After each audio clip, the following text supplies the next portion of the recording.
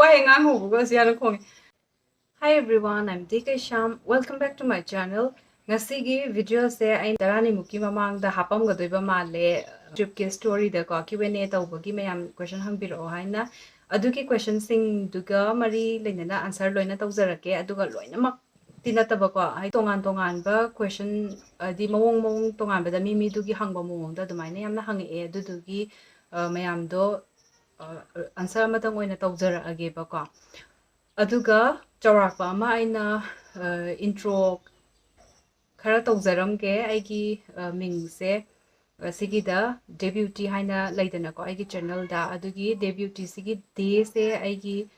ming ne yumda kauba lekai da kauba aigi ming ne ba ko aduga aigi official oiba ming sina linthoi ngambi hana kawe imane bi kaina dum linthoi hana kawus lai linthoi ngambi kai sham yunak se kai sham ne ba ko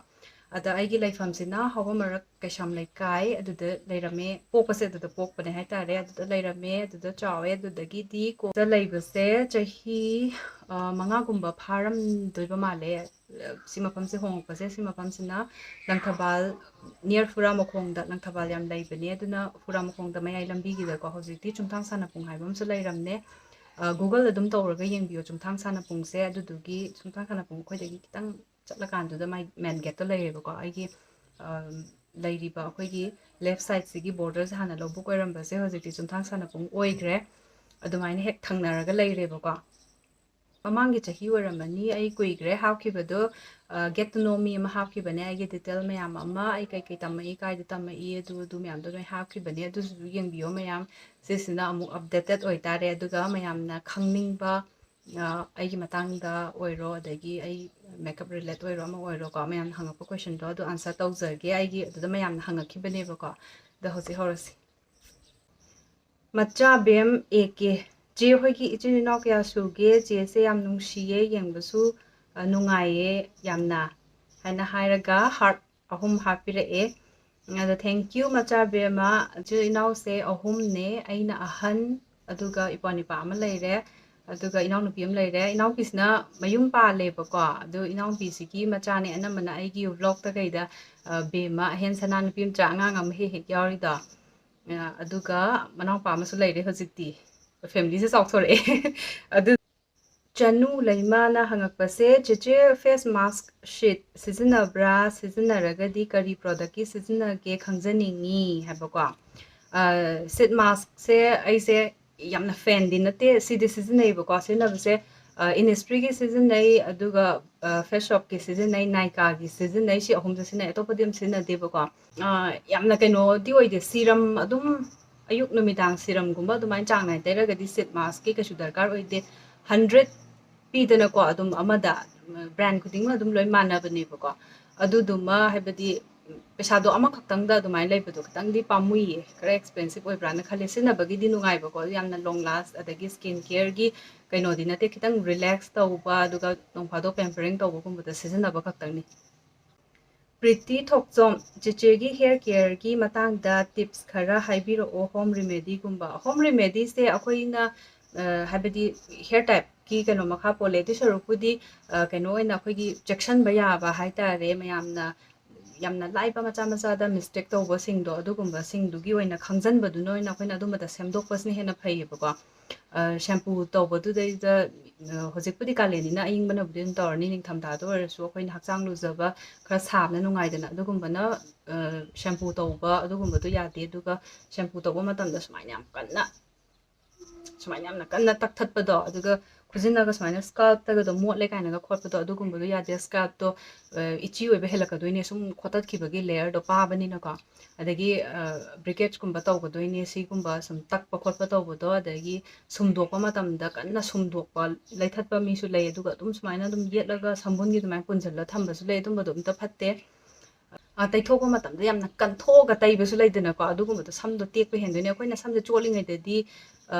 mapanganse sonba heleba ko adudana care hena lawgadobane aduga serum mong tana taiba serum taiba matamda scalp ta taiba ki mathau ta desigumba da sumaina taiba natragana mahi oiba cream nataba ko mahi oiba da sugumba da hapaga sumaina rub tawrena aduga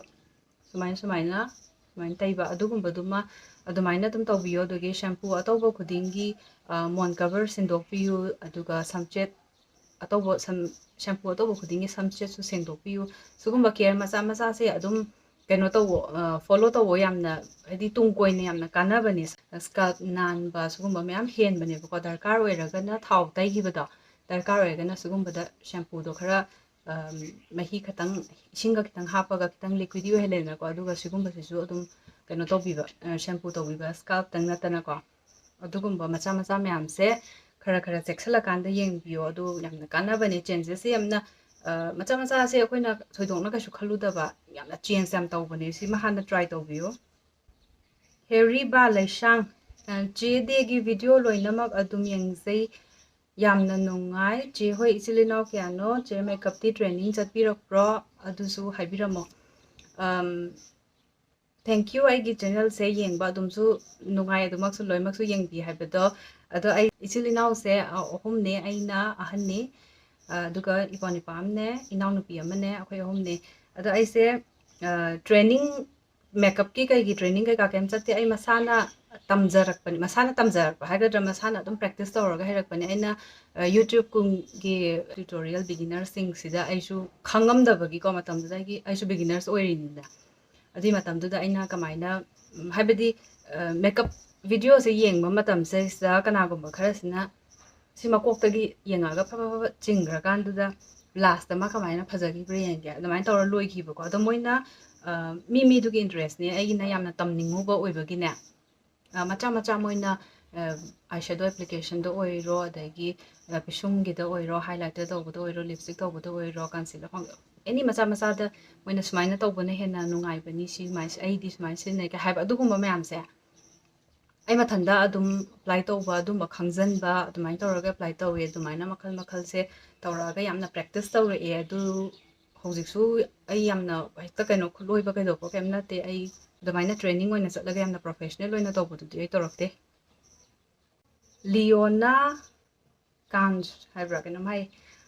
ꯆꯦꯁꯦ ꯊꯥꯡꯖ ꯅꯥꯏꯠꯀꯤ ꯑꯦꯜꯕꯝꯗ ꯌꯥꯎꯕꯗꯨ ꯅꯠꯇ꯭ꯔꯥ ꯍꯥꯏ ꯃꯥꯅꯦ ꯊꯥꯡꯖ ꯅꯥꯏꯠꯁꯦ ꯌꯥꯝꯅ ꯀꯨꯏꯈ꯭ꯔꯕꯅꯦ ꯑꯩꯒꯤ ꯁꯤꯗ ꯀꯣꯏꯁꯟ ꯃꯌꯥꯝ ꯌꯥꯎꯔꯤ ꯑꯗꯨ ꯌꯧꯔꯛꯇ꯭ꯔꯤꯕꯀꯣ ꯀꯩꯅꯣꯗꯣ ꯖꯦꯝꯁ ꯀꯩꯁꯥꯝꯗꯣ ꯑꯩꯈꯣꯏꯒꯤ ꯃꯔꯤ ꯃꯇꯥꯔꯥ ꯑꯗꯨꯔꯥꯅ ꯃꯌꯥꯝ ꯍꯪꯉꯛꯄꯗꯣ ꯑꯩꯅꯁꯨ ꯑꯗꯨꯝ ꯃꯥꯅꯦ ꯅ ꯈꯨꯝꯕꯅꯦ ꯏꯅꯥꯎꯅꯨꯄꯥ ꯑꯩꯈꯣꯏꯁꯦ ꯃꯥꯁꯦ ꯃꯥꯒꯤ ꯏꯁꯩ ꯀꯩꯀꯥꯒ ꯇꯧꯔꯀꯥꯟꯗꯨꯗꯅꯦ ꯑꯩꯈꯣꯏꯕꯥꯅꯤꯁꯦ ꯀꯨꯏꯅ ꯗꯦꯜꯂꯤꯗꯒꯁꯨ ꯂꯩꯃꯤꯟꯅꯔꯛꯑꯝꯃꯦꯕꯀꯣ ꯑꯗꯒꯤ ꯃꯥꯁꯤꯅ ꯑꯦꯜꯕꯝꯒꯤ ꯑꯗꯨꯒꯤ ꯇꯧꯕ ꯃꯇꯝꯗ ꯏꯁꯩꯁꯨ ꯃꯥꯅ ꯁꯛꯆꯕꯅꯦꯕꯀꯣ ꯑꯗꯨꯗꯨꯒꯤ ꯃꯥꯅ ꯅꯨꯄꯤ ꯃꯆꯥ ꯃꯌꯥꯝ ꯑꯃ ꯁꯨꯝ ꯌꯦꯡꯀꯥꯟꯗ ꯁꯤ ꯍꯥꯏꯔꯦꯅ ꯍꯥꯏꯕꯗꯣ ꯑꯩꯉꯣꯟꯗ ꯑꯩꯁꯨ ꯌꯥꯎꯕꯤꯌꯨ ꯑꯗꯨꯝ ꯍꯥꯏ ꯂꯩꯔꯕ ꯑꯗꯨꯗꯨꯒꯤ ꯑꯩꯅ ꯁꯨꯝ ꯏꯆꯤꯜ ꯏꯅꯥꯎꯅ ꯁꯨꯝ ꯃꯥꯒꯤꯅꯦ ꯈꯤꯇꯪ ꯁꯞꯄꯣꯔꯠ ꯎꯠꯄ ꯑꯣꯏꯅ ꯑꯗꯨꯃ ꯌꯥꯎꯔꯝꯕꯅꯦ ꯅꯨꯃꯤꯠ ꯅꯤꯅꯤ ꯆꯪꯉꯦ ꯑꯗꯨꯒꯤ ꯁꯨꯠꯇ ꯌꯨꯝꯗ ꯑꯗꯨꯝ ꯅꯝꯕꯅꯦ ꯃꯄꯥꯟꯗ ꯆꯠꯂꯒ ꯈꯣꯠꯂꯒ ꯇꯧꯕ ꯅꯠꯇꯦꯕꯀꯣ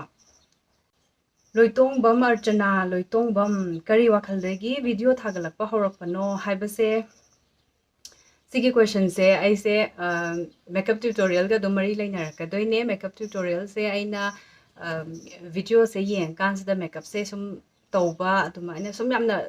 ꯅꯨꯡꯉꯥꯏꯔꯛꯄ ꯄꯥꯝꯃꯛꯄ ꯁꯨꯃꯥꯏꯅ ꯇꯧꯔꯛꯄ ꯃꯇꯝꯁꯦ ꯑꯩꯗꯤ ꯌꯨꯇ꯭ꯌꯨꯕꯀꯤ ꯋꯥꯈꯟꯗꯤ ꯁꯨꯡꯈꯟ ꯈꯟꯗꯦ ꯑꯩꯈꯣꯏ ꯆꯤꯆꯦ ꯑꯃ ꯂꯩꯌꯦꯕꯀꯣ ꯃꯥꯅ ꯑꯩꯉꯣꯟꯗ ꯑꯩꯈꯣꯏꯒꯤ ꯀꯩꯁꯥꯝꯂꯣꯝꯗ ꯑꯗ ꯃꯥꯅ ꯑꯥꯏꯗꯤꯌꯥꯁꯦ ꯁꯨꯃꯥꯏꯅ ꯁꯨꯃꯥꯏꯅ ꯃꯦꯀꯞ ꯇ꯭ꯌꯨꯇꯣꯔꯤꯌꯦꯜ ꯕꯤꯒꯤꯅꯔꯁꯤꯡꯒꯤ ꯃꯆꯥ ꯁꯨꯃꯥꯏꯅ ꯇꯧꯔꯀꯥꯟꯗꯨꯗ ꯑꯗꯨꯝ ꯌꯨꯇ꯭ꯌꯨꯕ ꯇꯧꯕꯅ ꯌꯥꯏ ꯅꯪ ꯃꯊꯟꯇ ꯑꯗꯨꯝ ꯀꯦꯟꯖꯔꯒ ꯑꯗꯨꯝ ꯂꯩꯗꯣꯏ ꯁꯔꯨꯛꯄꯨꯗꯤ ꯑꯗꯨꯝ ꯚꯤꯗꯤꯑꯣ ꯑꯃ ꯅꯝꯃꯀꯥꯟꯗꯨꯗ ꯁꯨꯃꯥꯏꯅ ꯀꯩꯅꯣ ꯇꯧꯅ ꯍꯥꯏꯔꯛꯄꯀꯣ ꯑꯗꯨꯗꯒꯤ ꯋꯥꯈꯜꯁꯦ ꯑꯩꯁꯦ ꯍꯣꯏꯅꯦ ꯌꯥꯏꯅꯦ ꯀꯥꯏꯅ ꯈꯜꯂꯒ ꯑꯗꯨꯗꯒꯤ ꯋꯥꯈꯜꯁꯦ ꯑꯗꯨꯝ ꯈꯟꯕ ꯍꯧꯈ꯭ꯔꯦ ꯑꯗꯨꯒ ꯈꯔ ꯈꯜꯂꯝꯃꯀꯥꯟꯗ ꯇꯣꯛꯑꯦ ꯑꯗꯨꯒ ꯑꯩꯁꯦ ꯐꯣꯟꯗꯒꯤ ꯅꯝꯕꯒꯤ ꯑꯥꯏꯗꯤꯌꯥꯁꯦ ꯑꯩꯅ ꯄꯥꯝꯕ ꯑꯣꯏꯗꯕꯀꯣ ꯑꯗꯨꯗꯒꯤ ꯀꯦꯃꯦꯔꯥ ꯂꯩꯕꯒꯤ ꯑꯃꯨꯛ ꯈꯜꯂꯦ ꯑꯗꯨꯏ ꯃꯇꯝꯗꯣ ꯑꯃꯨꯛ ꯁꯥꯡꯅ ꯉꯥꯏꯊꯔꯦ ꯑꯗꯣ ꯊꯥ 8-9ꯃꯨꯛ ꯑꯗꯨꯃꯥꯏꯅ ꯉꯥꯏꯊꯔꯦ ꯍꯥꯟꯅ ꯀꯦꯃꯦꯔꯥ ꯂꯩꯇ꯭ꯔꯤꯉꯩꯗ ꯇ꯭ꯔꯥꯏꯄꯣꯗ ꯍꯥꯟꯅ ꯌꯧꯔꯛꯑꯦ ꯄꯨꯟꯅꯗꯤ ꯂꯩꯕꯀꯣ ꯀꯦꯃꯦꯔꯥꯁꯦ ꯂꯩꯔꯕ ꯃꯇꯨꯡꯁꯦ ꯑꯩꯁꯦ ꯅꯝꯕꯁꯦ ꯁꯨꯡꯍꯧ ꯍꯧꯗꯤꯌꯦ ꯑꯩꯁꯦ ꯑꯣꯒꯁ ꯖꯨꯂꯥꯏꯔ ꯑꯗꯨꯋꯥꯏꯋꯥꯏꯗꯨꯗ ꯂꯩꯈꯤꯕꯅꯦ ꯑꯗꯨꯒ ꯅꯝꯕꯁꯤꯅ ꯁꯦꯞꯇꯦꯝꯕꯔꯒꯤ ꯗꯦꯠ 4ꯔ ꯁꯤꯗꯩꯁꯤꯗ ꯑꯣꯏꯕꯅꯦꯕꯀꯣ ꯑꯗꯩꯗ ꯅꯝꯕꯁꯦ ꯑꯩꯁꯦ ꯅꯣꯡꯃ ꯑꯃ ꯁꯨꯝ ꯂꯩꯔꯝꯕꯗꯒꯤ ꯋꯥꯈꯜꯁꯦ ꯀꯔꯤꯝ ꯈꯜꯂꯨꯕ ꯅꯠꯇꯕꯤꯗꯅꯦ ꯑꯩꯒꯤ ꯑꯩꯒꯤ ꯐꯃꯨꯡꯗꯨꯗ ꯑꯩꯁꯦ ꯐꯝꯃꯦꯗꯅ ꯑꯗꯨꯗꯨꯒ ꯀꯦꯃꯦꯔꯥ ꯀꯩꯀꯥꯁꯦ ꯂꯣꯏꯅ ꯊꯝꯃꯦ ꯀꯦꯅꯕꯒꯁꯦ ꯂꯣꯏꯅ ꯄꯨꯊꯣꯛꯑꯦ ꯑꯗꯨꯒꯅꯦ ꯑꯗꯨꯗ ꯃꯤꯡꯁꯦꯜ ꯑꯩꯒꯤ ꯑꯗꯨꯝ ꯁꯤꯖꯤꯟꯅꯕ ꯃꯆꯥ ꯑꯃ ꯂꯩꯌꯦꯕꯀꯣ ꯑꯗꯣ ꯍꯧꯖꯤꯛꯇꯤ ꯃꯥꯒꯤ ꯍꯦꯟꯗꯜꯒꯗꯣ ꯀꯥꯏꯈ꯭ꯔꯦ ꯑꯗꯨꯏ ꯃꯇꯝꯗꯁꯨ ꯀꯥꯏꯕ꯭ꯔꯥ ꯀꯩꯅꯣꯝ ꯇꯧꯋꯤ ꯈꯨꯠꯅ ꯄꯥꯏꯗꯦꯕ ꯁꯨꯃꯥꯏꯅ ꯄꯥꯏꯌꯦꯕꯀꯣ ꯑꯗꯨꯃꯥꯏꯅ ꯇꯧꯔꯒ ꯑꯩꯁꯦ ꯁꯗꯟꯂꯤ ꯋꯥꯈꯜꯗꯣ ꯀꯩꯝꯇ ꯈꯟꯊꯗꯕꯤꯗ ꯑꯩ ꯌꯨꯇ꯭ꯌꯨꯕꯀꯤ ꯚꯤꯗꯤꯑꯣ ꯅꯝꯒꯦ ꯑꯩ ꯃꯦꯀꯞ ꯇ꯭ꯌꯨꯇꯣꯔꯤꯌꯦꯜ ꯅꯝꯒꯦ ꯀꯩꯝ ꯈꯟꯗꯕꯤꯗꯅꯦ ꯌꯥꯝꯅ ꯁꯤꯝꯄꯜ ꯃꯦꯀꯞꯇ ꯇꯧꯔꯀꯥꯟꯗꯨꯗ ꯂꯤꯞꯁꯇꯤꯛ ꯔꯦꯗꯀꯨꯝꯕ ꯑꯃ ꯇꯩꯔꯒ ꯑꯩꯁꯦ ꯅꯣꯡꯃꯗꯨꯒꯤ ꯋꯥꯈꯜꯗꯨꯅꯦꯕꯀꯣ ꯑꯗꯨꯃꯥꯏꯅ ꯇꯧꯔꯒ ꯀꯩꯝ ꯋꯥꯈꯜ ꯈꯟꯗꯕꯤꯗ ꯑꯗꯨꯝ ꯅꯝꯃꯦ ꯑꯗꯣ ꯀꯦꯃꯦꯔꯥꯁꯤꯗꯩꯁꯤꯗ ꯑꯩꯁꯦ ꯐꯣꯀꯁ ꯇꯧꯕ꯭ꯔꯥ ꯇꯧꯗꯕ꯭ꯔꯥ ꯑꯩ ꯁꯥꯏꯠꯇ ꯃꯤ ꯑꯃ ꯂꯩꯔꯒꯁꯨ ꯌꯦꯡꯕꯤꯗꯦ ꯃꯃꯥꯡꯗ ꯑꯣꯟꯁꯤꯟꯕ ꯀꯦꯃꯦꯔꯥ ꯅꯠꯇꯦꯕꯀꯣ ꯑꯗꯨꯃꯥꯏꯅ ꯇꯧꯔꯀꯥꯟꯗꯨꯗ ꯑꯩꯁꯦ ꯅꯝꯃꯦ ꯑꯗꯨꯒ ꯅꯝꯈꯤꯕꯗ ꯂꯣꯏꯔꯕ ꯃꯇꯨꯡꯗ ꯑꯩꯁꯦ ꯈꯤꯇꯪ ꯅꯨꯡꯉꯥꯏꯕ ꯑꯃ ꯐꯥꯎꯔꯦ ꯑꯗꯨꯗꯨꯒ ꯑꯩꯁꯦ ꯐꯣꯟꯗ ꯇ꯭ꯔꯥꯟꯁꯐꯔ ꯇꯧꯔꯦ ꯑꯗꯨꯒꯤ ꯐꯥꯏꯜꯗꯣ ꯑꯗꯨꯒ ꯑꯩꯁꯦ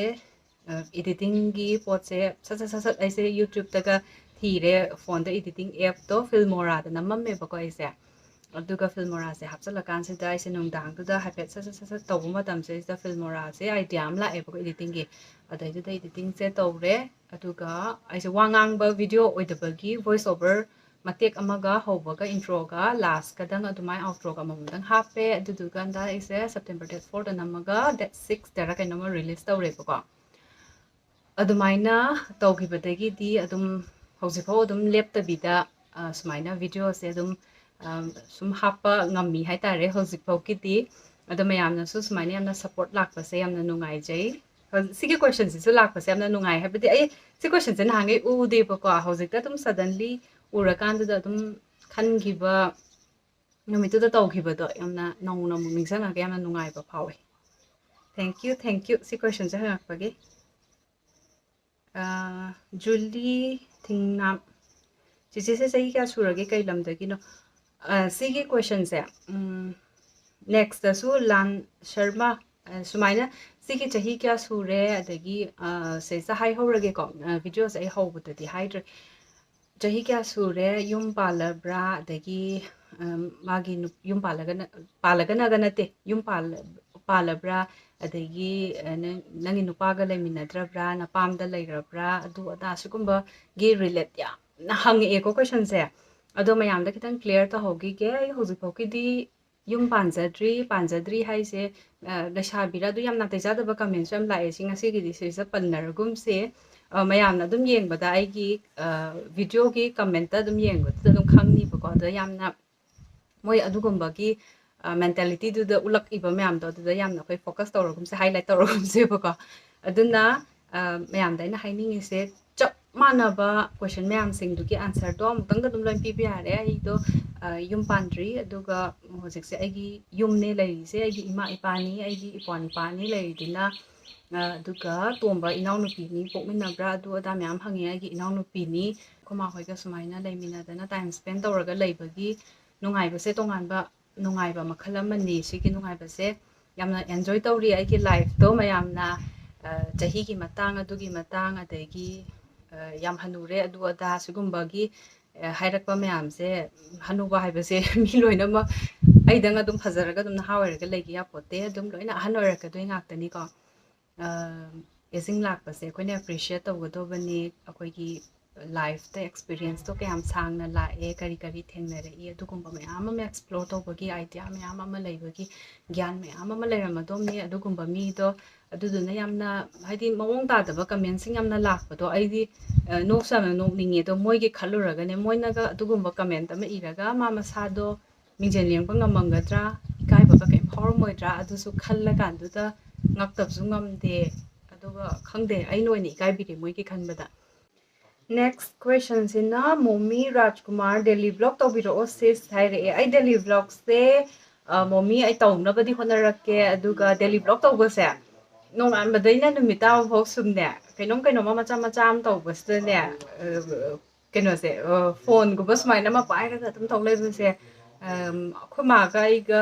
ꯃꯣꯏ ꯁꯨꯃꯥꯏꯅ ꯃꯣꯏ ꯃꯌꯥꯝ ꯂꯩꯔꯛꯄ ꯃꯇꯝꯗꯅꯦ ꯑꯩ ꯃꯊꯟꯇ ꯌꯥꯝ ꯑꯣꯠ ꯇꯥꯕ ꯑꯃꯁꯨ ꯐꯥꯎꯕ ꯃꯇꯥꯡ ꯌꯥꯎꯔꯛꯑꯦꯕꯀꯣ ꯑꯗꯒꯤ ꯁꯤꯠꯇꯤꯡ ꯚꯤꯗꯤꯑꯣꯁꯤꯅ ꯍꯦꯟꯅ ꯅꯨꯡꯉꯥꯏꯕ ꯍꯦꯜꯂꯦ ꯀꯩꯒꯤꯅꯣ ꯍꯥꯏꯕꯗꯤ ꯁꯦꯄꯔꯦꯠ ꯑꯣꯏꯕ ꯁꯨꯃꯥꯏꯅ ꯑꯩꯒꯤ ꯈꯤꯇꯪ ꯁ꯭ꯄꯦꯁ ꯃꯆꯥ ꯑꯃꯗ ꯀꯩꯅꯣꯝꯃ ꯑꯩꯅ ꯍꯥꯏꯅꯤꯡꯕ ꯈꯪꯗꯦ ꯑꯗꯒꯤ ꯃꯦꯀꯞ ꯇ꯭ꯌꯨꯇꯣꯔꯤꯌꯦꯜꯒꯤ ꯑꯣꯏꯔꯣ ꯑꯗꯒꯤ Q&Aꯒꯤ ꯑꯣꯏꯔꯣ ꯃꯌꯥꯝꯅ ꯀꯃꯦꯟ ꯇꯧꯔꯛꯄꯗ ꯑꯟꯁꯔ ꯇꯧꯕ ꯑꯣꯏꯔꯣ ꯁꯤꯒꯨꯝꯕꯁꯤꯅ ꯈꯔ ꯅꯨꯡꯉꯥꯏꯌꯦꯕꯀꯣ ꯑꯗ ꯗꯦꯂꯤ ꯕ꯭ꯂꯣꯛꯁꯦ ꯑꯩ ꯌꯥꯔꯤꯈꯩꯗꯤ ꯇꯧꯔꯛꯀꯦ ꯍꯟꯗꯛꯇꯤ ꯕ꯭ꯂꯣꯛꯁꯦ ꯈꯔꯗꯤ ꯑꯃꯅꯤꯒꯗꯤ ꯈꯔ ꯍꯥꯞꯄ ꯍꯧꯔꯦꯕꯀꯣ ꯑꯗꯣ ꯑꯩ ꯌꯥꯝꯅ ꯍꯩꯇꯦ ꯕ꯭ꯂꯣꯛꯇ ꯑꯗꯣ ꯌꯦꯡꯉꯁꯦ ꯑꯩ ꯇ꯭ꯔꯥꯏꯗꯤ ꯇꯧꯔꯛꯀꯦ ꯃꯣꯏꯔꯥꯡꯂꯩꯃ ꯆꯦ ꯃꯦꯀꯞ ꯀ꯭ꯂꯥꯁ ꯇꯧꯗ꯭ꯔꯁꯨ ꯏꯁꯥꯅ ꯀꯦꯕ ꯇꯝꯖꯕ ꯌꯥꯕ꯭ꯔꯥ ꯌꯥꯏꯌꯦ ꯑꯩ ꯃꯁꯥꯅ ꯀꯦꯕ ꯇꯝꯖꯔꯛꯏꯅꯦ ꯌꯥꯝꯅ ꯄꯥꯝꯖꯔꯒꯗꯤꯅꯦ ꯑꯗꯨꯝ ꯌꯨꯇ꯭ꯌꯨꯕꯇ ꯌꯥꯎꯕ ꯃꯦꯀꯞ ꯇ꯭ꯌꯨꯇꯣꯔꯤꯌꯦꯜ ꯑꯗꯣ ꯀꯥꯟꯅꯗꯕ ꯃꯦꯀꯞ ꯇ꯭ꯌꯨꯇꯣꯔꯤꯌꯦꯜꯁꯨ ꯑꯩ ꯃꯌꯥꯝ ꯊꯦꯡꯅꯔꯛꯑꯦ ꯊꯦꯡꯅꯗꯕ ꯅꯠꯇꯦ ꯀꯔꯤꯝ ꯀꯥꯟꯅꯗꯕ ꯃꯇꯝꯁꯦ ꯌꯥꯝ ꯁꯥꯡꯉꯒꯀꯣ ꯑꯗꯨꯅ ꯗꯤꯇꯦꯜ ꯑꯣꯏꯅ ꯀꯩꯅꯣꯒꯨꯝꯕꯁꯦ ꯀꯔꯤ ꯍꯥꯏꯅꯤ ꯑꯩꯈꯣꯏꯅ specific haidi foundation ke na foundation adagi lipstick ki oiro eyeshadow ki oiro brow ki oiro concealer ki oiro adi mamang da kari skin care to budar kar oi dugum ba ka macha macha do sum separate oina search tawrakan da youtube ta adum yengba hawo aduga adudagi adugi matung inna sum tasala gane isada le hobo knowledge to adu apply adum tawo adum hairakani yam toina practice tawrige hairakani Nancy Haisnam surgery tawbibra chahi kya surage si Sigi surgery se kai surgery no ai gyan ta de do ai gi mamang gi video gai da hangak padadi ai naton gi surgery ta upra du ka eyelid ki si surgery ta upra du myam hange adu gum boy raga ti adu doina answer pi rage ani mak am ta to de ba ko ai yam sa gi ngak te ne adu ga tawte adu ka kari surgery gi matang no ai se gyan ta dre chahi kya surage hai ja ai ja asengba mawaramadे ase sahiga haidokpa yaba ko adu mawng tabani na sum ikai bam ju phawe ba su sabi ni na sahi se de hair roi ge ko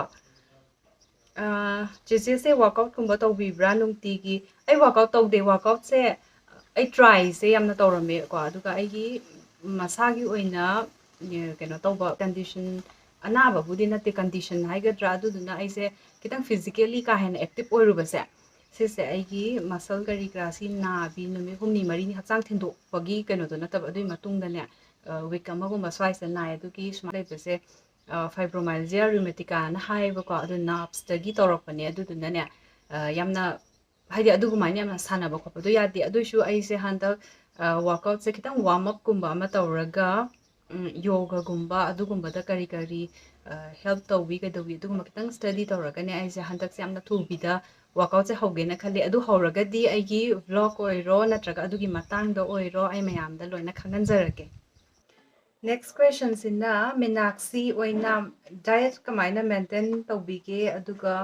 home workout kumba tawbibra sakyam phajai aina ngaujaba quality hairagadi nupi oibagi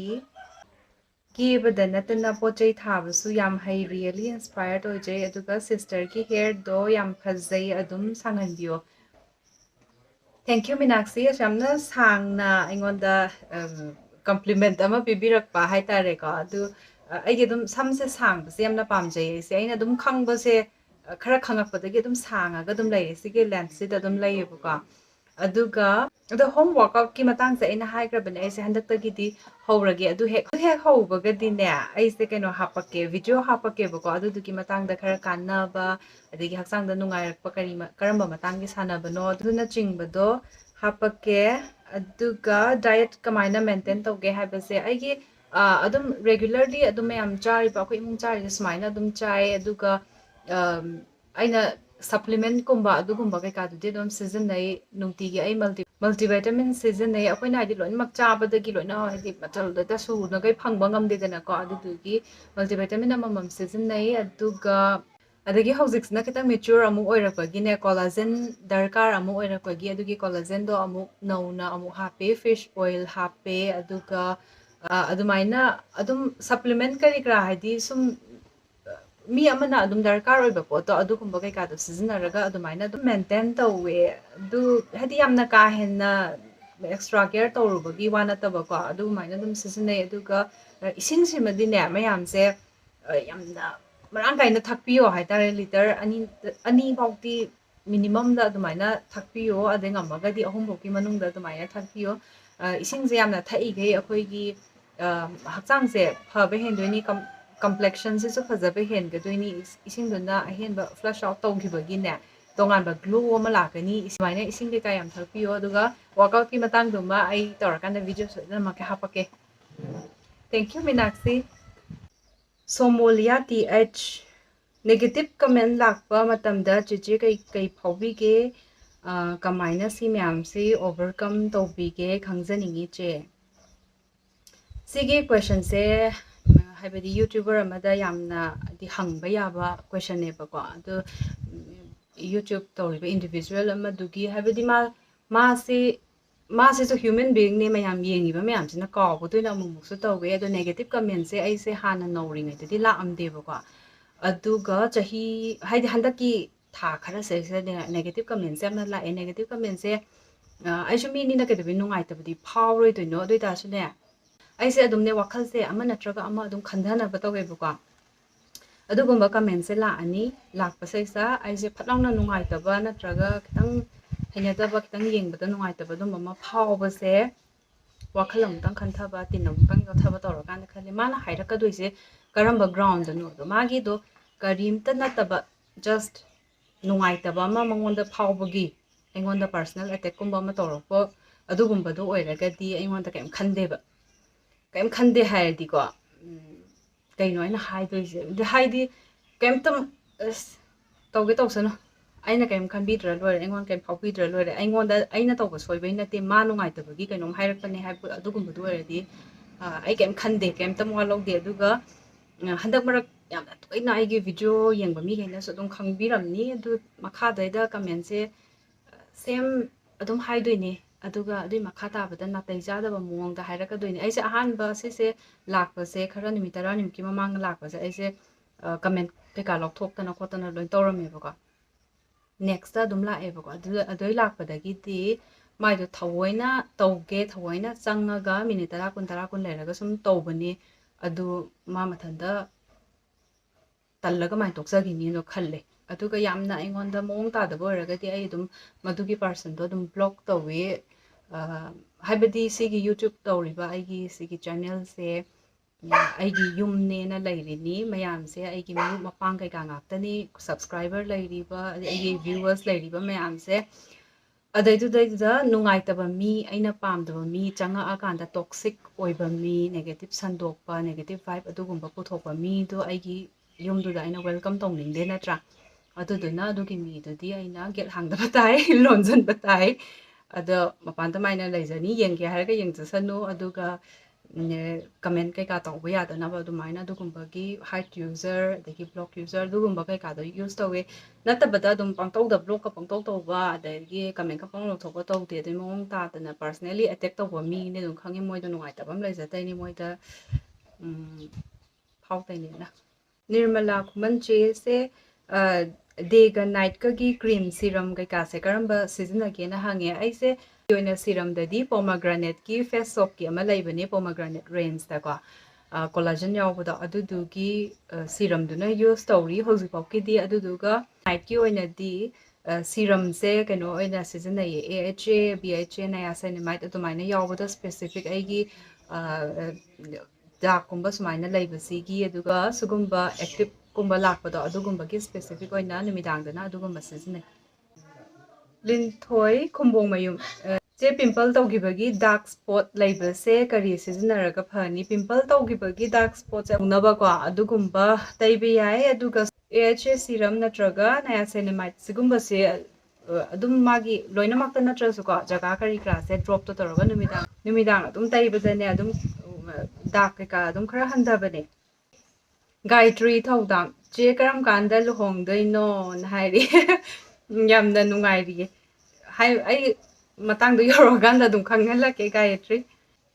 Bidyalakshmi ꯅꯥꯃꯩꯔꯥꯄꯝ ꯆꯦ ꯀꯩ ꯂꯝꯗ ꯌꯨꯝ ꯄꯥꯟꯒꯦ ꯑꯩ ꯌꯨꯝ ꯄꯥꯟꯖꯗ꯭ꯔꯤꯀꯣ ꯍꯧꯖꯤꯛꯐꯥꯎꯒꯤꯗꯤ ꯌꯥꯝ ꯐꯖꯅ ꯂꯩ ꯁꯥꯖꯔꯤ ꯒ꯭ꯌꯥꯅꯦꯁꯣꯔ ꯀꯩꯊꯦꯜꯂꯥꯛꯄꯝ ꯏꯕꯦꯝꯃ ꯀꯧꯒꯦꯀꯣ ꯅꯠꯇꯦ ꯃꯥꯒꯤ ꯈ꯭ꯋꯥꯏꯁꯤꯒꯤ ꯃꯑꯣꯡꯗ ꯄꯥꯔꯛꯀꯦꯀꯣ ꯏꯕꯦꯝꯃ ꯀꯧꯒꯦ ꯀꯣ ꯀꯔꯤ ꯌꯦꯟꯁꯥꯡꯅ ꯈ꯭ꯋꯥꯏꯗꯒꯤ ꯍꯥꯎꯕꯤꯒꯦ ꯁꯛ ꯌꯥꯝ ꯐꯖꯩ ꯀꯔꯤ ꯂꯝꯗꯩꯅꯣ ꯁꯤꯁꯦ ꯂꯝꯕꯤꯗꯒ ꯆꯠꯄ ꯃꯤꯗꯒ ꯂꯛꯅꯕ ꯌꯥꯝ ꯃꯥꯟꯗ꯭ꯔꯣ ꯁꯤꯒꯤ ꯈꯨꯍꯥꯏꯁꯦ ꯀꯧ ꯌꯥꯅꯤ ꯑꯍꯟ ꯍꯥꯏꯕꯗꯤ ꯑꯩꯈꯣꯏꯅ ꯍꯟꯅꯤ ꯃꯣꯏꯅ ꯈꯔ ꯑꯉꯥꯡ ꯑꯣꯏꯔꯝꯅꯤ ꯀꯥꯏꯅ ꯈꯟꯕꯗꯨꯅ ꯑꯗꯨꯝ ꯏꯕꯦꯝꯃ ꯀꯧꯒꯦ ꯍꯥꯏꯔꯛꯄ ꯑꯣꯏꯔꯝꯕꯁꯨ ꯌꯥꯏ ꯑꯗꯨꯝ ꯀꯧꯕꯤꯌꯨ ꯌꯥꯅꯤ ꯌꯦꯟꯁꯥꯡ ꯈ꯭ꯋꯥꯏꯗꯒꯤ ꯍꯥꯎꯕꯁꯦ ꯑꯩꯁꯦ ꯍꯧꯖꯤꯛꯀꯥꯟꯗꯤ ꯂꯣꯏꯅ ꯄꯪꯍꯥꯎ ꯍꯥꯎꯔꯦ ꯑꯗꯣ ꯍꯥꯟꯅꯗꯤ ꯑꯩꯅ ꯈ꯭ꯋꯥꯏꯗꯒꯤ ꯄꯥꯝꯃꯦ ꯀꯥꯏꯅ ꯈꯟꯖꯔꯝꯕꯁꯦ ꯆꯒꯦꯝꯄꯣꯝꯕꯒꯨꯝꯕꯁꯤ ꯌꯥꯝ ꯄꯥꯝꯃꯦꯅ ꯈꯜꯂꯤ ꯑꯗꯒꯤ ꯉꯥ ꯑꯇꯣꯏꯕ ꯊꯣꯡꯕ ꯑꯃ ꯌꯥꯝ ꯄꯥꯝꯃꯦꯅ ꯈꯜꯂꯤ ꯑꯗꯒꯤ ꯀꯥꯡꯁꯣꯏ ꯍꯥꯏꯒꯗ꯭ꯔꯥ ꯆꯝꯊꯣꯡ ꯍꯥꯏꯒꯗ꯭ꯔꯥ ꯑꯗꯨꯒꯨꯝꯕ ꯑꯗꯨꯝ ꯆꯝꯅ ꯉꯥ ꯑꯌꯥꯏꯕꯒ ꯊꯥꯛꯑ ꯊꯣꯡꯕꯗꯣ ꯑꯗꯨꯁꯨ ꯌꯥꯝ ꯄꯥꯝꯃꯦꯅ ꯈꯜꯂꯤ ꯑꯩ ꯂꯣꯏ ꯄꯥꯝ ꯃꯥꯜꯂꯦꯗ ꯁꯛ ꯌꯥꯝꯅ ꯐꯖꯩ ꯀꯩ ꯂꯝꯗꯩꯅꯣ ꯁꯛ ꯌꯥꯝ ꯐꯖꯩ ꯍꯥꯏꯔꯛꯄꯁꯦ ꯊꯦꯡꯀ꯭ꯌꯨ ꯏꯌꯥꯝꯕ ꯀꯔꯤ ꯂꯝꯗꯩꯅꯣ ꯂꯪꯊꯕꯥꯜ ꯈꯨꯔꯥꯃꯈꯣꯡꯗꯒꯤ ꯁꯤꯝ ꯏꯠ ꯍꯥꯏꯌꯦ ꯆꯤꯆꯦꯅ ꯚꯤꯗꯤꯑꯣ ꯈꯨꯗꯤꯡꯒꯤ ꯇꯣꯝꯕ ꯑꯗꯨꯝ ꯍꯥꯏꯔꯤꯗꯣ ꯀꯅꯥꯅꯣ ꯀꯔꯤ ꯃꯔꯤ ꯊꯣꯛꯅꯒꯦ ꯄꯥꯎꯈꯨꯝ ꯄꯤꯕꯤꯔꯛꯑꯣ ꯄ꯭ꯂꯤꯖ ꯇꯣꯝꯕꯁꯦ ꯏꯅꯥꯎꯅꯨꯄꯤꯅꯦ ꯀꯧꯕꯗ ꯌꯥꯝꯅ ꯅꯨꯡꯉꯥꯏꯕ ꯑꯣꯏꯕꯒꯤꯅꯦ ꯑꯩꯈꯣꯏ ꯏꯃꯨꯡꯒꯤ ꯃꯤ ꯂꯣꯏꯅꯃꯛ ꯇꯣꯝꯕꯥꯅ ꯂꯣꯏ ꯀꯧꯋꯦ ꯃꯉꯣꯟꯗ ꯁꯨꯁꯤ ꯆꯕꯨꯡꯕꯝ ꯆꯦꯁꯦ ꯍꯥꯏꯠ ꯀꯌꯥꯝ ꯋꯥꯡꯒꯦ ꯍꯥꯏꯌꯦ ꯑꯩꯁꯦ 5'4.5 ꯋꯥꯡꯉꯦ 5'5ꯗꯤ ꯌꯧꯐꯥꯠꯇꯦ ꯑꯗꯨꯒ ꯀꯩ ꯂꯝꯗꯩꯅꯣ ꯍꯥꯏꯕ ꯂꯪꯊꯕꯥꯜ ꯄꯨꯔꯥ ꯃꯈꯣꯡꯗꯒꯤꯀꯣ ꯑꯗꯒꯤ ꯀꯩ ꯃꯤꯡꯁꯨ ꯀꯧꯒꯦ ꯑꯩꯒꯤ ꯃꯤꯡꯁꯦ ꯂꯤꯟꯊꯣꯏ ꯍꯥꯏꯅ ꯑꯅꯝꯕꯅ ꯑꯗꯨꯝ ꯃꯌꯥꯝ ꯏꯃꯥꯟꯅꯕꯤꯈꯩꯅ ꯀꯧꯋꯦ ꯃꯤꯡ ꯂꯤꯟꯊꯣꯏ ꯉꯝꯕꯤ ꯀꯩꯁꯥꯝ ꯍꯥꯏꯅ ꯂꯩ ꯑꯗꯨꯒ ꯆꯦꯁꯦ ꯂꯩꯁꯥꯕꯤꯁꯨ ꯃꯥꯜꯂꯦ BFꯅ ꯀꯩ ꯂꯝꯗꯩꯅꯣ ꯃꯥꯅꯦ ꯂꯩꯁꯥꯕꯤꯅꯦ ꯑꯩ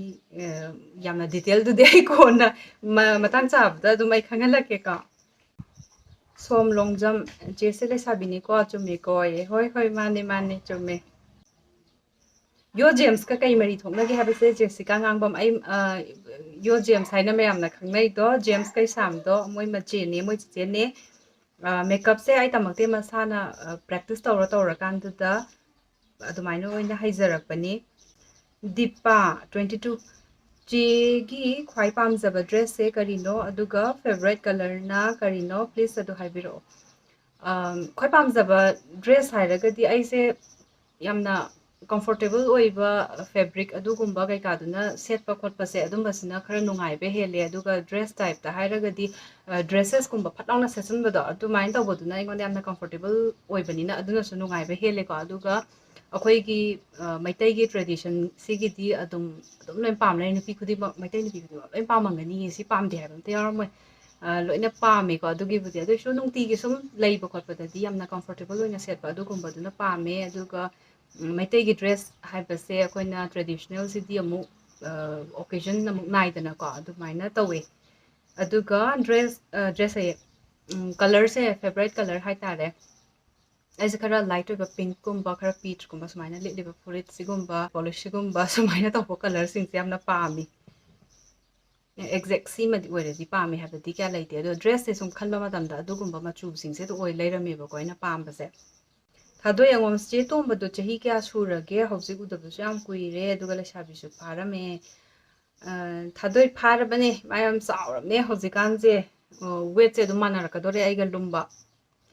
ꯍꯥꯏꯕꯗꯤ ꯍꯥꯏꯠꯇꯤ ꯌꯥꯝꯅ ꯈꯦꯠꯅꯔꯤꯗꯅꯀꯣ ꯑꯗꯨꯒ ꯃꯁꯥ ꯃꯎꯁꯨ ꯌꯥꯝ ꯐꯩꯅꯦ ꯃꯥꯁꯦ ꯆꯍꯤꯁꯦ ꯃꯥꯁꯦ ꯍꯟꯗꯛ 13 ꯁꯨꯗꯣꯏꯕ ꯆꯦꯒꯤ ꯁ꯭ꯀꯤꯟ ꯑꯦꯟ ꯍꯦꯌꯔ ꯀꯦꯌꯔ ꯀꯩꯀꯩ ꯇꯧꯒꯦ ꯁ꯭ꯀꯤꯟ ꯀꯦꯌꯔꯒ ꯍꯦꯌꯔ ꯀꯦꯌꯔꯒꯗꯨꯒꯤ ꯃꯇꯥꯡꯗꯣ ꯑꯩ ꯇꯣꯉꯥꯟꯕ ꯚꯤꯗꯤꯑꯣ ꯑꯣꯏꯅ ꯁꯦꯝꯃꯛꯀꯦ ꯌꯥꯝ ꯁꯥꯡꯉꯅꯤ ꯁꯤꯒꯤ ꯚꯤꯗꯤꯑꯣ ꯍꯥꯏꯕꯗꯤ ꯃꯌꯥꯝꯒꯤ ꯑꯟꯁꯔ ꯇꯧꯕꯗꯣ ꯃꯌꯥꯝꯅ ꯍꯪꯉꯛꯄꯗꯣ 1 ꯋꯥꯔꯗꯇ ꯇꯧꯔꯒ ꯄꯤꯕ ꯅꯠꯇꯕꯅꯤꯅꯀꯣ ꯁꯨꯝ ꯃꯌꯥꯝꯗꯨꯒꯤ ꯑꯗꯨꯒꯤ ꯃꯇꯥꯡꯗ ꯈꯤꯇꯪ ꯗꯤꯇꯦꯜ ꯑꯣꯏꯔ ꯑꯃ ꯑꯣꯏꯔꯣ ꯁꯨꯝ ꯍꯥꯏꯕꯅꯤꯅ ꯑꯗꯨ ꯅꯣꯡꯃ ꯑꯃ ꯇꯧꯔꯛꯀꯦ ꯁꯅꯥꯊꯣꯏ ꯀꯣꯟꯖꯦꯡꯕꯝꯅ ꯍꯪꯉꯛꯄ ꯁꯣꯏꯗꯅ ꯇꯧꯔꯛꯀꯦ ꯕꯤꯁꯥꯏꯠ ꯕ꯭ꯂꯣꯒꯤꯡꯁꯦ ꯑꯩ ꯀꯩꯀꯩ ꯇꯧꯒꯦꯅ ꯍꯪꯉꯛꯄꯁꯦ ꯋꯥꯍꯦꯡꯕꯝ ꯑꯕꯦꯊꯣꯏ ꯆꯅꯨ ꯑꯩꯁꯦ ꯍꯧꯖꯤꯛꯇꯤ ꯀꯩꯝ ꯇꯧꯗꯦ ꯑꯩ ꯊꯕꯛ ꯇꯧꯗꯕꯁꯨ ꯑꯩꯁꯦ ꯆꯍꯤꯁꯦ ꯈꯔ ꯀꯨꯏꯔꯕ ꯃꯥꯜꯂꯦ ꯆꯍꯤ 4ꯃꯨꯛ ꯁꯨꯖꯜꯂꯛꯑꯕ ꯃꯥꯜꯂꯦ ꯑꯩꯁꯦ ꯌꯨꯝꯗ ꯂꯩꯔꯤꯁꯦ ꯑꯗꯨꯗꯒꯤ ꯑꯩ ꯁꯨꯝ ꯈꯪꯗꯦ ꯐꯦꯃꯤꯂꯤꯒ ꯁꯨꯃꯥꯏꯅ ꯁꯨꯝ ꯂꯩꯈꯤꯕꯗꯒꯤ ꯑꯅꯧꯕ ꯊꯕꯛ ꯑꯃ ꯇꯧꯕ ꯑꯗꯨꯒꯤ ꯋꯥꯈꯜꯗꯣ ꯑꯩꯅ ꯈꯟꯖꯜꯂꯨꯗ꯭ꯔꯤ ꯍꯧꯖꯤꯛꯁꯦ ꯁꯨꯃꯥꯏꯅ ꯑꯃ ꯆꯠꯀꯦ ꯀꯩꯗꯧꯒꯦ ꯑꯩꯒꯤ ꯁꯤꯒꯤ ꯂꯥꯏꯐꯁꯤꯗ ꯑꯗꯨꯝ ꯌꯥꯝꯅ ꯅꯨꯡꯉꯥꯏꯔꯒ ꯌꯥꯝꯅ ꯑꯦꯟꯖꯣꯏ ꯇꯧꯔꯒ ꯂꯩꯔꯤ ꯑꯩ ꯐꯦꯃꯤꯂꯤꯒ ꯁꯨꯃꯥꯏꯅ ꯄꯨꯟꯅ ꯂꯩꯃꯤꯟꯅꯕ ꯃꯇꯨꯡꯗꯅ ꯑꯃꯨꯛ ꯑꯩ ꯃꯦꯀꯞ ꯇ꯭ꯌꯨꯇꯣꯔꯤꯌꯦꯜ ꯇꯧꯔꯒ ꯁꯨꯃꯥꯏꯅ ꯃꯌꯥꯝꯒ ꯑꯃꯨꯛ ꯀꯅꯦꯛ ꯇꯧꯅꯕ ꯍꯣꯠꯅꯕ ꯚ꯭ꯂꯣꯒ ꯑꯃꯨꯛ ꯅꯝꯕ ꯑꯗꯒꯤ ꯑꯗꯨꯗꯒꯤ ꯑꯃꯨꯛ ꯂꯣꯏꯔ ꯃꯇꯨꯡꯗꯅ ꯍꯤꯡꯒꯣꯜꯒꯤ ꯃꯇꯝ ꯑꯃꯨꯛ ꯂꯩꯔꯒ ꯍꯤꯡꯒꯣꯜꯗ ꯊꯕꯛ ꯏꯪꯈꯥꯡ ꯀꯩꯀꯩ ꯑꯃꯨꯛ ꯇꯧꯃꯤꯟꯅꯕ ꯈꯣꯠꯄ ꯑꯗꯨꯒ ꯆꯥꯛ ꯏꯁꯤꯡꯒ ꯊꯣꯡꯕ ꯑꯗꯨꯒ ꯂꯣꯏꯔꯦ ꯅꯨꯃꯤꯗꯥꯡꯒꯤ ꯃꯇꯝꯁꯤꯗꯅ ꯑꯃꯨꯛꯀ ꯁꯠꯀ ꯇꯨꯝꯄꯣꯟꯇꯦꯀꯣ ꯁ꯭ꯀꯤꯟ ꯀꯦꯌꯔꯒ ꯑꯩꯁꯦ ꯇꯧꯒꯗꯣꯏꯅꯦ ꯑꯗꯨꯒ ꯑꯃꯨꯛ ꯚꯤꯗꯤꯑꯣꯁꯤꯡ ꯀꯩꯀꯥ ꯑꯃꯨꯛ ꯅꯝꯈꯤꯕꯗꯣ ꯌꯦꯡꯉꯒ ꯏꯗꯤꯠ ꯇꯧꯕ ꯈꯣꯠꯄ ꯑꯗꯨꯒꯨꯝꯕꯒꯤ ꯃꯌꯥꯝ ꯑꯩꯁꯦ ꯃꯊꯧꯁꯦ ꯁꯨꯡꯆꯪ ꯁꯪꯗꯦ 24 ꯑꯋꯥꯔꯁꯦ ꯊꯥꯏꯅ ꯊꯕꯛ ꯌꯥꯝꯅ ꯀꯟꯅ ꯁꯨꯕꯈꯩꯅ ꯍꯥꯏꯅꯕꯗꯣ ꯄꯨꯡ 24 ꯀꯣꯟꯅꯗꯦ ꯍꯥꯏꯕꯗꯣ ꯑꯗꯨ ꯇꯧꯔꯦ ꯑꯩꯉꯣꯟꯗꯁꯨ ꯑꯗꯨꯗꯨꯅ ꯑꯇꯣꯞꯄ ꯊꯕꯛꯁꯦ ꯑꯃꯨꯛ ꯑꯩ ꯈꯟꯁꯨ ꯈꯟꯗ꯭ꯔꯦ ꯇꯧꯔꯝꯕꯗꯨꯁꯨ ꯌꯥꯝ ꯀꯨꯏꯔꯦ ꯑꯩꯅ ꯇꯧꯔꯝꯃꯤꯕꯁꯦ ꯂꯥꯁꯇ ꯑꯩꯅ ꯇꯧꯔꯨꯕꯁꯦ ꯀꯝꯄꯤꯇꯤꯁꯟ ꯃꯥꯁꯇꯔ ꯍꯥꯏꯅ ꯑꯃ ꯂꯩꯔꯝꯕꯅꯦ ꯍꯧꯖꯤꯛ ꯑꯗꯨ ꯂꯩꯈꯤꯗ꯭ꯔꯦ ꯀꯩꯁꯥꯝꯄꯥꯠ ꯀꯥꯡꯉꯕꯝ ꯀꯩꯁꯥꯝꯄꯥꯠ ꯕꯩꯒꯣ ꯍꯣꯇꯦꯜ ꯃꯅꯥꯛꯀꯤꯗꯀꯣ ꯑꯗꯨꯗꯩꯗꯨꯗ ꯂꯩꯔꯝꯃꯦ ꯑꯩꯁꯦ ꯀꯩꯅꯣ ꯑꯣꯏꯅ ꯀꯩ ꯍꯥꯏꯗꯣꯏꯅꯣ ꯑꯗꯨꯒꯤ ꯄꯣꯁꯇꯣ ꯀꯥꯎꯟꯁꯤꯂꯤꯡꯒꯨꯝꯕ ꯇꯧꯕꯒꯤ ꯑꯗꯨꯃꯥꯏꯅ ꯆꯤꯡꯒꯨꯝꯕ ꯀ꯭ꯂꯥꯁ ꯌꯥꯎꯕ ꯈꯣꯠꯄ ꯂꯥꯛꯄꯗꯣ ꯑꯗꯩꯗꯨꯗ ꯀꯔꯤ ꯊꯥꯗꯣꯏꯅꯣ ꯀꯃꯥꯏꯅ ꯇꯧꯗꯣꯏꯅꯣ ꯑꯗꯨꯗ ꯀꯔꯝꯕꯅ ꯇꯧꯕ ꯐꯅꯤ ꯑꯗꯨꯃꯥꯏꯅꯒꯨꯝꯕꯒꯤꯗ ꯑꯣꯏꯅ ꯂꯩꯔꯝꯃꯦꯕꯀꯣ ꯑꯗꯨ ꯀꯨꯏꯔꯦ ꯑꯗꯨ ꯇꯣꯛꯈꯤꯕ ꯆꯤꯆꯦꯒꯤ ꯗꯗꯥ ꯀꯩ ꯊꯕꯛ ꯇꯧꯋꯤ ꯍꯥꯏꯁꯦ ꯀꯩꯅꯣ ꯑꯩ ꯈꯪꯗꯤꯌꯦ ꯄ꯭ꯔꯦꯃꯤ ꯑꯁꯦꯝ ꯐꯦꯃꯤꯂꯤ ꯄꯨꯂꯞꯀꯤ ꯃꯨꯛꯕꯪ ꯑꯃ ꯇꯧꯕꯤꯔꯛꯑꯣ ꯍꯥꯏ ꯑꯩꯈꯣꯏ ꯐꯦꯃꯤꯂꯤꯁꯦ ꯀꯦꯃꯦꯔꯥ ꯃꯃꯥꯡꯗ ꯆꯥꯕ ꯏꯀꯥꯏꯌꯦ ꯃꯨꯛꯕꯥꯡꯁꯦ ꯌꯥꯔꯒꯗꯤ ꯇꯣꯝꯕ ꯑꯩꯈꯣꯏꯕꯥꯅꯤ ꯇꯧꯃꯤꯟꯅꯔꯛꯀꯦꯕꯀꯣ ꯑꯗꯣ ꯇꯣꯝꯕꯗꯤ ꯆꯥꯕ ꯌꯥꯝꯅ ꯐꯩꯌꯦ ꯑꯗꯨꯒ ꯑꯩꯅ ꯊꯣꯡꯊꯗꯣꯏꯅꯦ ꯃꯊꯦꯜ ꯑꯗꯨꯒ ꯇꯣꯝꯕ ꯑꯩꯈꯣꯏꯕꯥꯅꯤ ꯆꯥꯃꯤꯟꯅꯔꯒꯦ ꯑꯗꯨꯒ ꯑꯗꯨꯒꯨꯝꯕꯗꯣ ꯑꯣꯏꯅ ꯌꯦꯡꯉꯣ ꯑꯩꯗꯤ ꯌꯥꯝ ꯀꯟꯅ ꯍꯥꯏꯗꯤ ꯀꯦꯃꯦꯔꯥ ꯇꯧꯔꯒ ꯆꯥꯕꯁꯦ ꯑꯩꯒꯤ ꯄꯥꯝꯕꯗꯤ ꯑꯣꯏꯗꯦ ꯑꯗꯨ ꯑꯣꯏꯇꯥꯔꯁꯨ ꯇ꯭ꯔꯥꯏ ꯇꯧꯁꯦꯀꯣ ꯁꯥꯁꯤ ꯂꯩꯃ ꯑꯩꯈꯣꯏꯒꯤ ꯐꯦꯃꯤꯂꯤ ꯎꯅꯤꯡꯉꯦ ꯑꯩꯈꯣꯏ ꯃꯃꯥ ꯑꯩꯈꯣꯏ ꯕꯕꯥ ꯎꯅꯤꯡꯉꯦ ꯍꯥꯏꯕ ꯃꯌꯥꯝꯗꯣ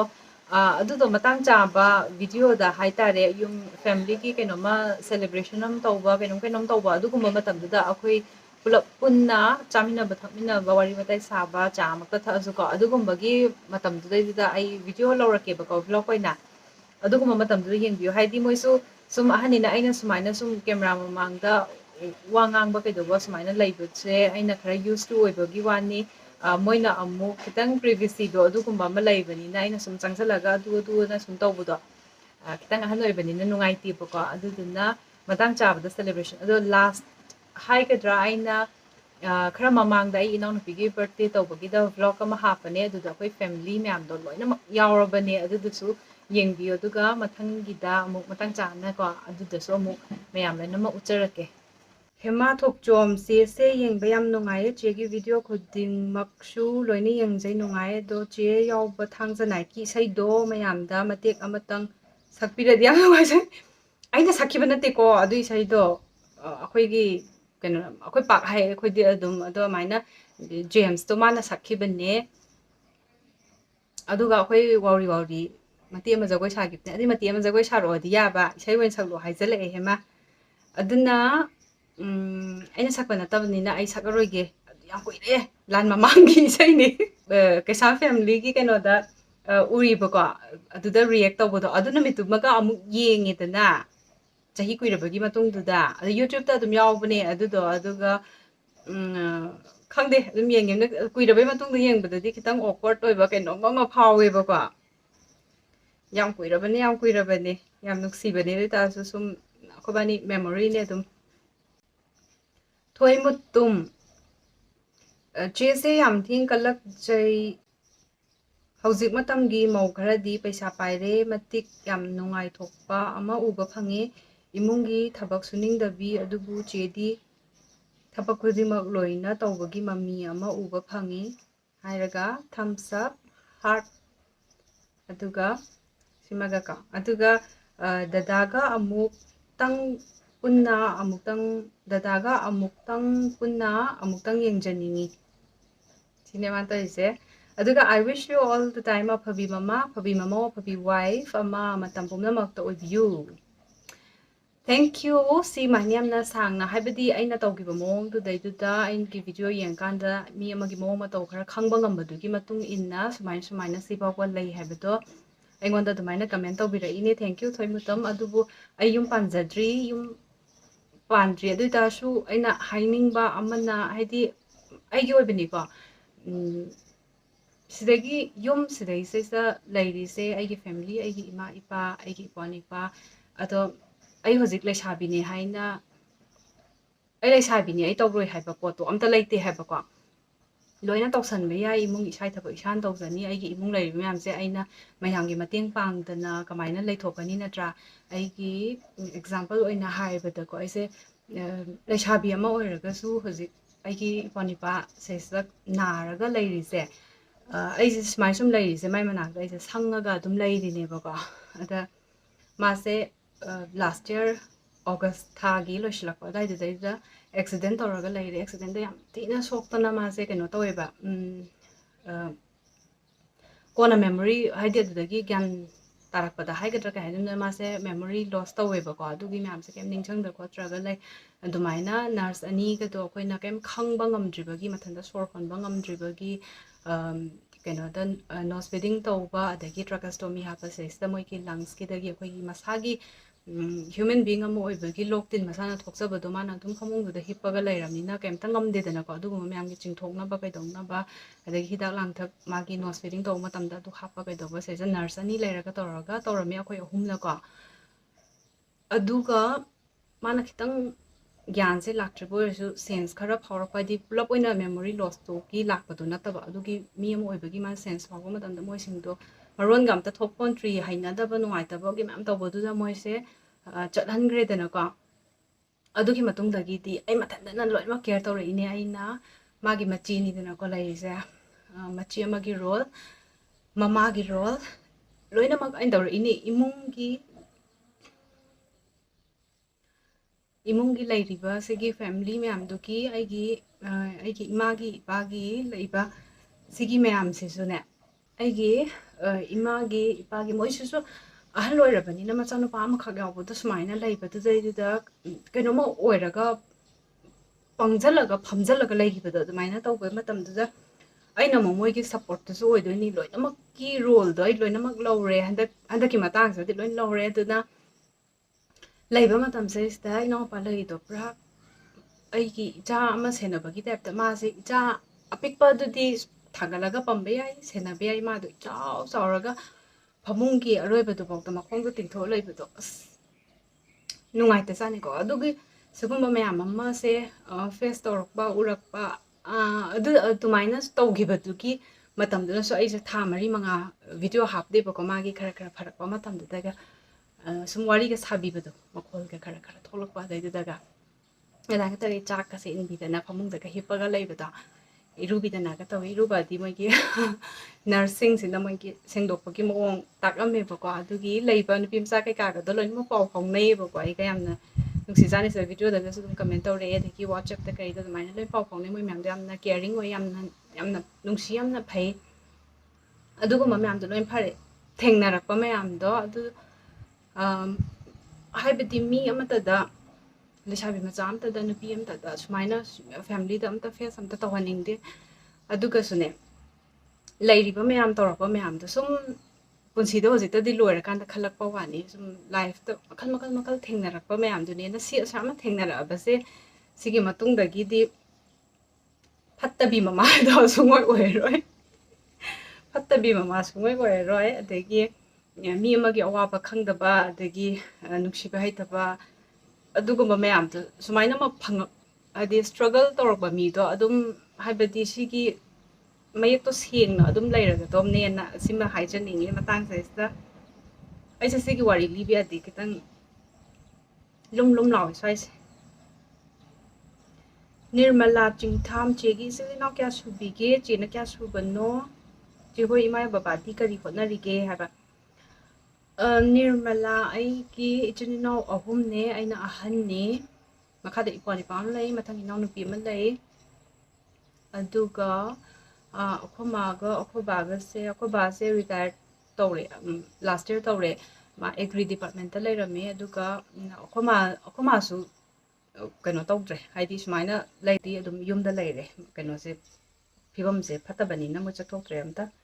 songi husband ga laiminadra po haisini kaino se na khumdoi se ai ja mu sugumba comment mem lakpa se ai ki husband do kai chakhi jano kai khanbaga mu yaw Billu Khan ai video ayamba sak utri se kai gi no makeup tawbatang utle ado kasham family ga punna video sembiro vlog tawbudagi di adum ulle dana aduna sakutpa mu yeng ga di vlog ta mu yeng biro aduga James kaisham ga kasham family ga punna video sembiro akoi sa hapeti haidi hainai aduga fasan decide tawna dre di akoi wari do sumaina tawse sum kanda tawse haibado plan do sindi tri haidi hainaraga chegi nupa ga amta video nambiro o haisin sister gi inaunupi ama hek lakpado pokminabro hai kabita chanu mane pokminabane premi sapam kaisham family ki James hoiga kari thoknari no ichin inau kayano kari hotnarige mama baba na kari thabak tawge inaunupi do kari lamda yum pale no che hoigi family se yamna nungaye pakhum loi pibiro loi pizarake premi sapam kai thoknai no haibase moiga khoiga se cousin ne akhobagi manau nupa khwai ton bado adugi macha ne James kai sham sina ko kari hotnarige ai hoji adum sumaina blogging tawdana mayam yumgi mayam ama senadana hingon semdana sugumba mayam ama la tawriye hoji kanji yam chawba thaba mani se mama baba na kai hotnabirige akoba jo retire tawre mama last year da adagi inaunupi do kai lamda mayum pangi inaunupi do mongsang kai da mayum pa le